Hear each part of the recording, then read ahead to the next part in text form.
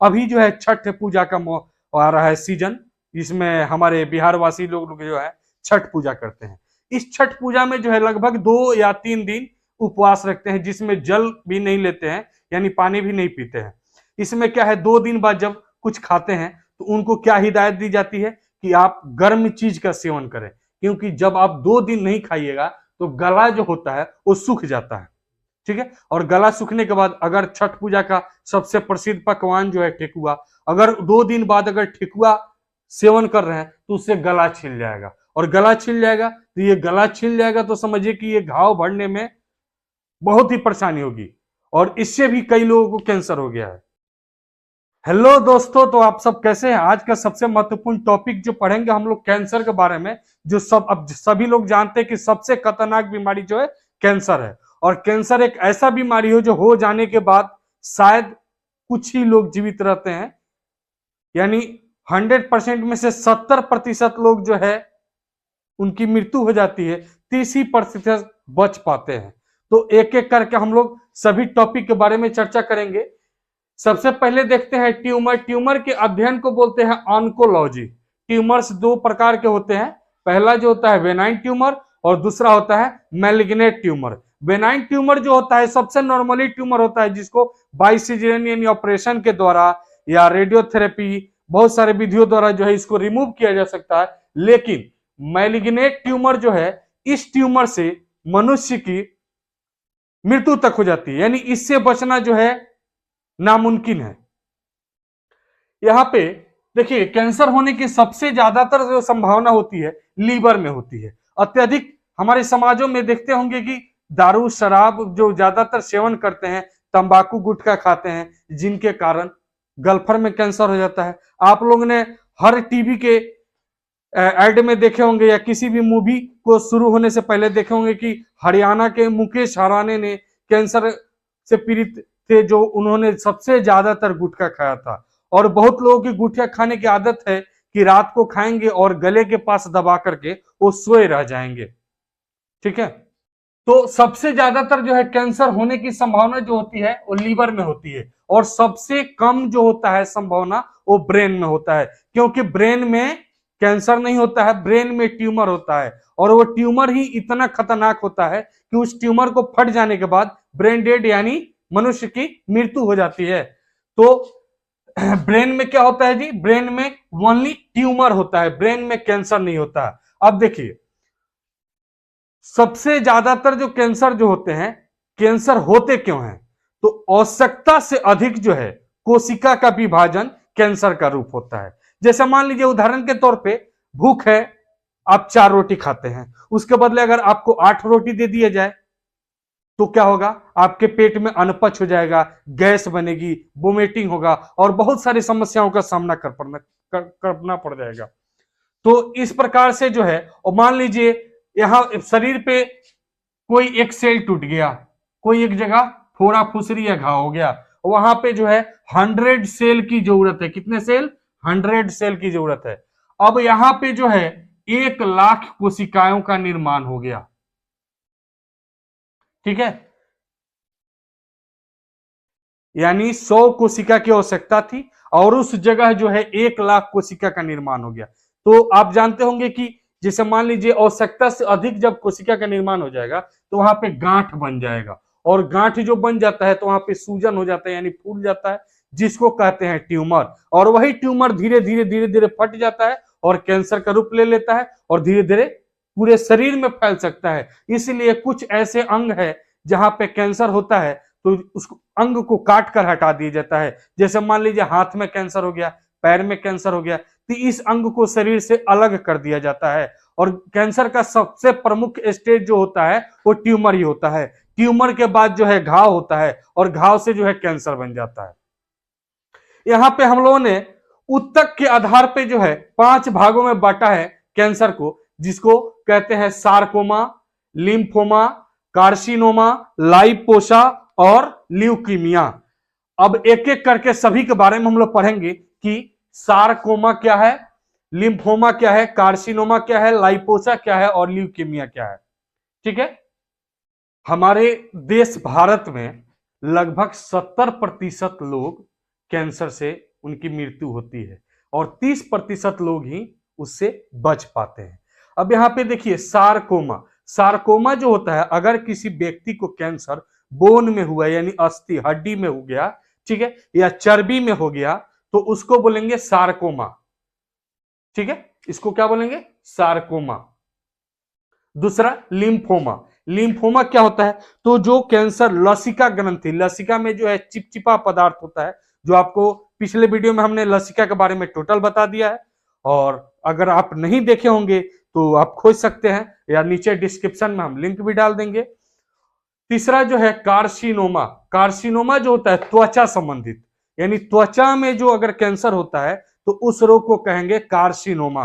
अब त्वचा में क्यों होता है, तो देखिए आजकल जो है फैशन की नगरी में सबसे ज्यादातर लड़कियों को यह प्रॉब्लम होता है, जैसे भौं को नुचवाना, हर जगह का बाल हटाना, उसको खरोचना, उस स्किन को जो है चिकना बनाना। अब चिकना बनाने के चक्कर में क्या होता है कि उस जगह घाव हो जाते हैं और इसी नाम का कैंसर हो जाता है, जिसे बोलते हैं कार्सिनोमा। इसलिए ईश्वर ने जैसे हम लोगों का शरीर दिया, जिस प्रकार से स्ट्रक्चर दिया, जिस प्रकार से रचना दिया, उसको कबूल कीजिए। उस पे ज्यादातर जो है रिपेयरिंग मिस्त्रियां नहीं करें, नहीं तो उससे आपको बहुत ही घातक खतरनाक बीमारी से जूझना पड़ जाएगा, जिसको कहते हैं कैंसर, ठीक है।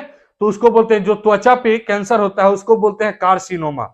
चौथा है लाइपोसा, वसा ऊतक, यानी वसा ऊतक में जो कैंसर होता है उसको बोलते हैं लाइसोमा, लाइपोसा, सॉरी लाइपोसा। और पांचवा जो है ल्यूकीमिया, ब्लड कैंसर, जिनको ब्लड में कैंसर होता है उनको क्या बोलते हैं,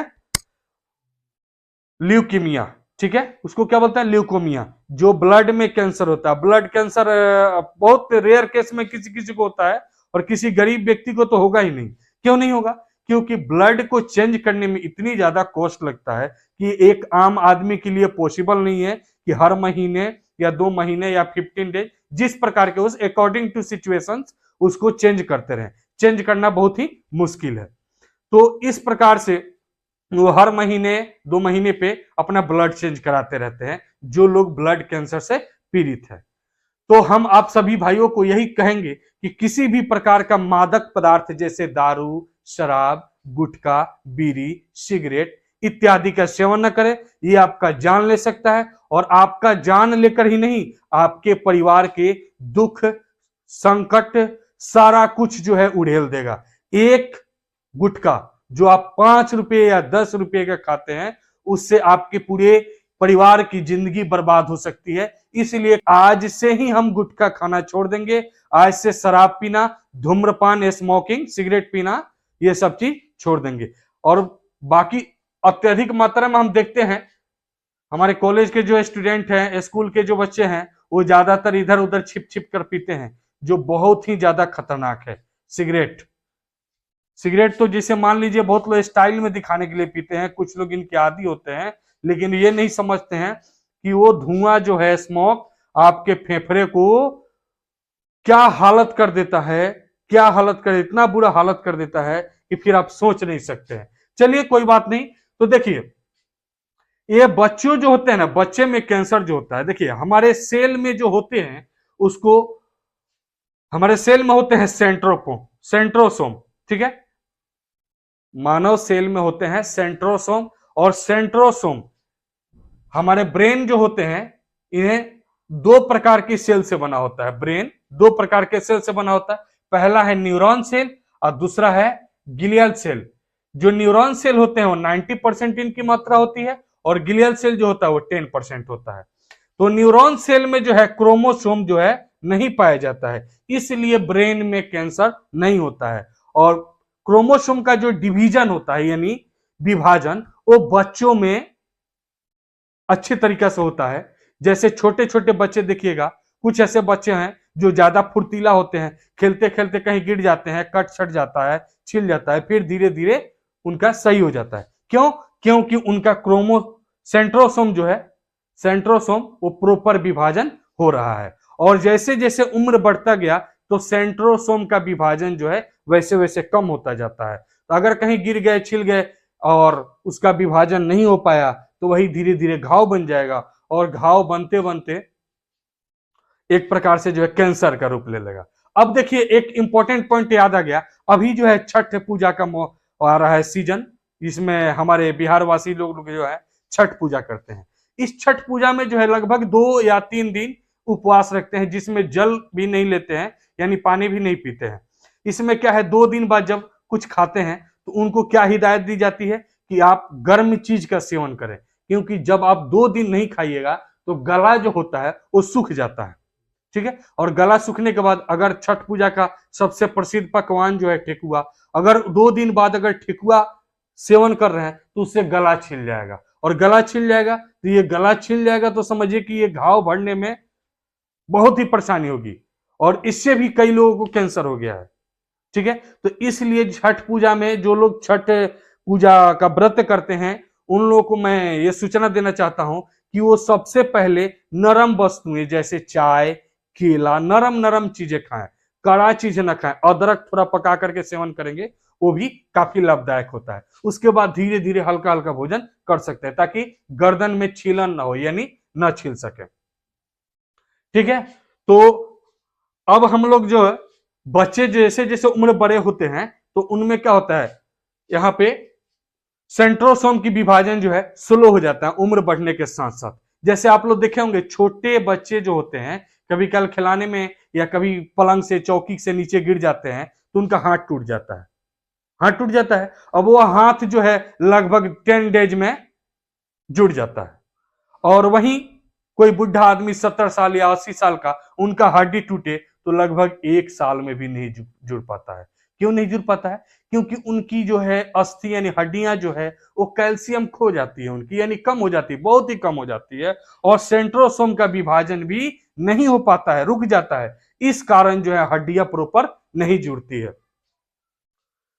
यहाँ पे हम लोगों ने पढ़ लिया लगभग ट्यूमर जो है 2 प्रकार के होते हैं, benign tumour, malignant tumour. Benign tumour जो है नॉर्मली ट्यूमर है जो फूल जाएगा यानी गांठ के प्रकार का हो जाएगा, जिसको जो है हम लोग रेडियोथेरेपी, शल्य चिकित्सक, कीमोथेरेपी, इम्यूनोथेरेपी द्वारा हटा देते हैं। और मैलिग्नेंट ट्यूमर जो होता है ये बहुत ही खतरनाक होता है, और इस ट्यूमर से जो है धीरे धीरे इसका आकार बढ़ता जाएगा और यह कैंसर का रूप ले लेगा। अब हम देखते हैं उपचार किस प्रकार से होता है और रोग का निदान कैसे करेंगे। ऐसे कैंसर जिस व्यक्ति को हो गया अगर फर्स्ट स्टेज में है तो उसका तो उपचार संभव है, उसको बढ़िया से ट्रीटमेंट करके सही किया जा सकता है, शायद वो अंग काटा जा सके। जैसे मान लीजिए लीवर की बात करते हैं, यहाँ पे सबसे ज्यादा संभावना होता है लीवर में कैंसर होने का। तो लीवर हमारे शरीर का एक ऐसा अंग है जिसको हल्का सा अगर काट दिया जाए तो अपने आप बढ़ जाता है। जैसे कि बाल हम लोग कटवाते हैं ना, लगभग 15 डेज 20 डेज बाल कटवा लेते हैं, फिर अपने आप वो बढ़ जाता है। वैसे ही हमारे शरीर के अंदर जो है लीवर, ये मानव शरीर की सबसे बड़ा ग्रंथि जो है लीवर ही है। और लीवर क्या करता है, ये लीवर में कैंसर होता है तो लीवर को काट दिया जाता है और धीरे धीरे फिर लीवर जो है बन जाता है। लेकिन पूर्ण रूप से अगर लीवर में कैंसर पकड़ लिया तो मृत्यु 100% निश्चित है, इसलिए आप सावधान रहें। ठीक है, बाकी मादक पदार्थों का सेवन न करें। अब हम लोग देखेंगे रोग का निदान यानी कैंसर का निदान क्या है और इसका उपचार किन किन तरीकों से किया जाता है। कैंसर रोग का निदान हेतु कुछ जांच होता है कि इस व्यक्ति को कैंसर है या नहीं है। उस जांच में जैसे होता है एक्सरे, सीटी स्कैन और एमआरआई। इन जांचों के द्वारा पता लगाया जाता है कि इस व्यक्ति जो है ब्रेन में कैंसर है कि नहीं, एमआरआई के द्वारा जो होता है पता लगाया जाता है। उपचार के लिए जनरली शल्य चिकित्सक यानी सर्जरी के द्वारा अगर किसी अंग में कोई प्रकार का कैंसर है, किसी भी प्रकार का कैंसर है, जैसे मान लीजिए हाथ में है, पैर में है या शरीर के किसी अन्य अंग में है, जैसे प्रोस्टेट ग्लैंड हो गया आपका, या शरीर के आंतरिक इंटरनल कोई कैंसर है, तो डॉक्टर क्या करता है उस अंग को काट कर हटा देता है। ठीक है, उसको बोलते हैं शल्य चिकित्सा यानी सर्जरी। नेक्स्ट है रेडियोथेरेपी। रेडियोथेरेपी में क्या होता है, जो मस्सा एक प्रकार से बन जाता है, गांठ बन जाता है, उनको रेडिएशन के द्वारा जो है उसको बढ़े हुए कोशिका को, ठीक है, जिसमें ज्यादातर कोशिकाओं का निर्माण हो जाता है। जैसे आपको बहुत पहले ही बताया है कि मान लीजिए कोई एक सेल टूट गया, ठीक है, अब इसको पूरा करने के लिए 100 सेल की आवश्यकता है, और अपने आप अगर 1 लाख सेल बन जाए, यहाँ पे 1 लाख सेल का निर्माण हो जाए तो क्या होगा, एक प्रकार से गांठ हो जाएगा। यानी सपोज दैट, एक छोटा सा उदाहरण के रूप में समझिए कि क्या होगा, जैसे मान लीजिए 1 kg का पॉलिथीन ले लिए, पन्नी ले लिए, और उसमें 10 kg डाल दीजिएगा तो क्या होगा, पॉलिथीन फट जाएगा। बस वही चीज है, यहाँ पे हमें 100 सेल्स की जरूरत थी और यहाँ पे 1 लाख हो गया, तो एक प्रकार से ये गांठ बन जाएगा। उस गांठ को रिमूव करने के लिए रेडियोथेरेपी का इस्तेमाल किया जाता है। इस रेडियोथेरेपी में क्या होता है, रेडिएशंस, और रेडिएशंस जो होते हैं बहुत ही खतरनाक होते हैं। सपोज डेट देखिए, ये रेडिएशन के कारण लगभग देखिएगा अक्सर कैंसर से पीड़ित लोगों के बाल झड़ जाते हैं उसी रेडिएशन के कारण। क्योंकि अगर हमारे किसी अंग में कैंसर है और हम उस अंग में रेडिएशन दे रहे हैं तो हमारे पूरे शरीर पे इफेक्ट पड़ेगा ना। जैसे मान लीजिए बहुत बड़ा मकान है और एक पिलर को हिला रहे हैं, पिलर खम्मा को एक हिला रहे हैं, तो क्या होगा, पूरा मकान हिल जाएगा। सेम वैसे ही हम किसी एक अंग पे अगर कैंसर से पीड़ित है और उस अंग पे जो है ज्यादातर रेडिएशन देंगे तो क्या होगा, ये पूरे शरीर को इफेक्ट करेगा, पूरा शरीर काला हो जाएगा। नेक्स्ट है कीमोथेरेपी। कीमोथेरेपी में जो होता है एंटीबायोटिक मेडिसिन जो होते हैं, कैंसर विरोधी दवाइयां, एंटीबायोटिक मेडिसिन यानी पेनिसिलिन, इसके अलावा और बहुत सारे केमिकल्स का भी प्रयोग किया जाता है, ठीक है, जिसे एंटीबायोटिक मेडिसिन यानी कैंसर विरोधी दवाइयां का प्रयोग किया जाता है, जिसमें हम कहते हैं कीमोथेरेपी।